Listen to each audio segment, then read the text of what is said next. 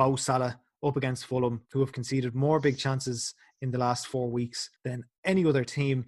It seems like a really obvious one, and yet I do not have Mo Salah. I feel like I should have been planning for this fixture, but I haven't, because there's going to be a lot of people, I'd say, triple captaining in this game. Whether that's a smart strategy or not remains to be seen. But I think Mo Salah against Fulham, he probably won't be playing midweek, so he'll be fresh. It could be a bloodbath. So I suppose my question is to you, if you're like me, I mean, for me, it's too late now. I've already made a move. I'd have to get rid of De Bruyne, I suppose. Well, I suppose I could do that. Yeah, I could go De Bruyne to Salah, take a hit. I mean, do you think it's worth it at all costs to get Mo Salah for a captaincy job this week? I think for me, Mo Salah's a season keeper. He's a player that when fit, I'd want him in my team every week. Never mind just the Fulham game. Is it worth taking a hit? Potentially. I mean, he's got the potential to deliver big, hasn't he? I think you're right. I think there will be a lot of triple captains heading on Mo Salah this weekend. Is it worth it? I would say so, but it depends who your changes in the other transfer. I think if you're dropping a decent player lower, then maybe not. But I think Mo Salah will do well this weekend. He's 100% getting my captaincy.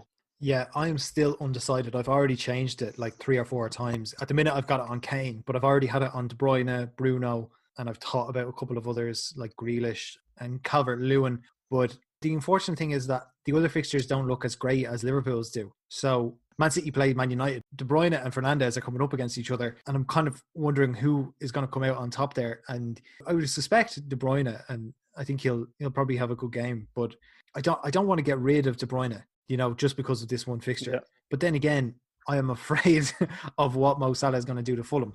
So it's a real dilemma here. I think there's going to be a lot of people in the same boat wondering what to do. I think, look, if it's for a captaincy, I think going from De Bruyne to Salah probably makes sense, or one of the other premium players. But if like me, Harry, say you didn't have Salah, who do you think is going to be the best alternative option this week? Will it be Bruno? Will it be Kev, Kane, or somebody else? I would probably go Kane. I know Crystal Palace can be quite stubborn, but the numbers that Kane's produced this season, like 18 goal involvements in 11 games, he's as fixture-proof as it gets. And I think the Manchester derby is as fixture-proof as Bruno and De Bruyne tend to be. I think that's a difficult game to call, and you don't want to end up on the wrong side of it with your captaincy. What about Jota at Fulham?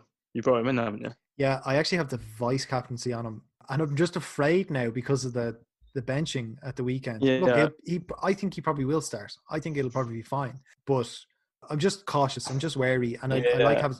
I mean, Crystal Palace is exactly the kind of game that you could see Tottenham getting frustrated. Just that Palace would be exactly the type of team that will clog them up and not give them anything.